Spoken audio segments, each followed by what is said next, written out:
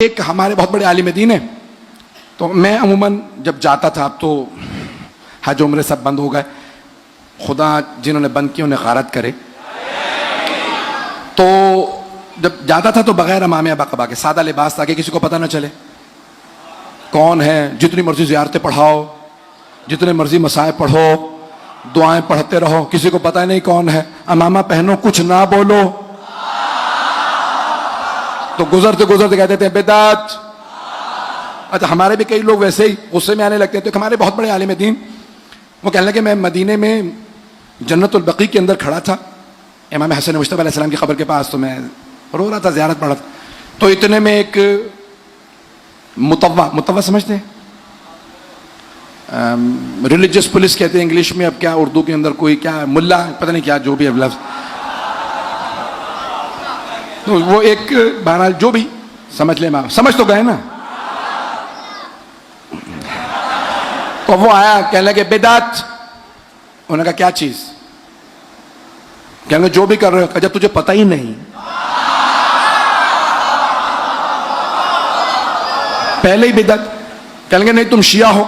اور تم لوگ یہاں پہ آ کے دعائیں مانگتے ہو، ان سے دعا مانگنا بدعت ہے اور ان سے مدد مانگنا بدعت ہے۔ انہوں نے کہا بھائی بے وجہ تم بحث کرے چلے جا رہے ہو، قرآن جانتے ہو؟ کہنے لگے حافظ قرآن ہو، تو کہنے میں آیات پیش کرتا ہوں، تو کہ مجھے سننا ہی نہیں، پتہ نہیں لوگ ہیں یا نہیں ہیں۔ مکے میں پیغمبر کے زمانے میں بھی ایسے ہی لوگ تھے،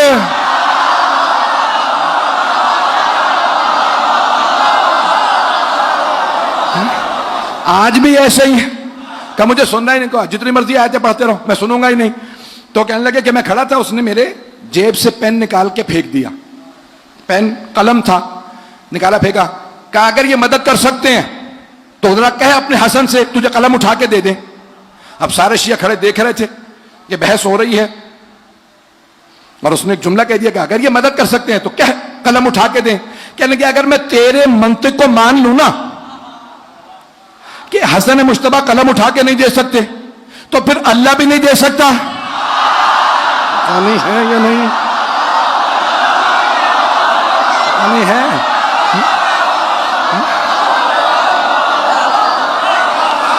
کہ بدبخت انسان اگر تیری منطق مان لوں،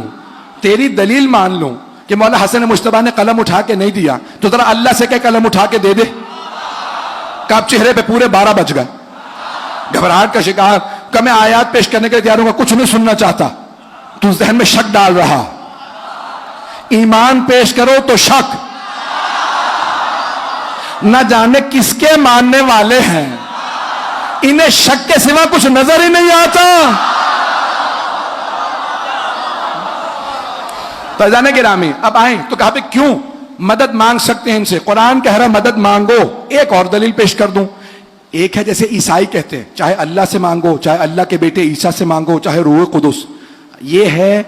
شرک کہ سب برابر ہیں اللہ کے۔ لیکن اگر کہیں کہ نہیں میں نے دونوں شکلیں بنائی ہیں، ایک ہے کہ جب سب کو برابر رکھ دے، لیکن اگر کہ نہیں اللہ ان کا بھی خدا ہے، توجہ ہو، اللہ ان کا بھی خدا ہے، محمد کا بھی، علی کا بھی، فاطمہ حسن حسین علیہ الصلوۃ والسلام، اب آپ ان سے مانگیں تو کہیں کہ پروردگار سے لے دو، اللہ سے کہیں تو ان کا واسطہ دے، ان سے کہیں تو اللہ کا واسطہ۔ تو بھائی کہتے بھئی اگر انہوں نے اللہ ہی سے لے کے دینا ہے تو اللہ سے مانگ لو۔ کئی مرتبہ دنیا میں آپ جاتے ہیں، کہتے ہیں بیٹا ساتھ چلو، تمہارے بابا سے کام ہے، سفارش لگا دینا، تمہاری بات رد نہیں ہوگی، آل محمد اللہ کے خاص بندے ہیں، ہماری رد ہو جاتی ہے ان کی نہیں۔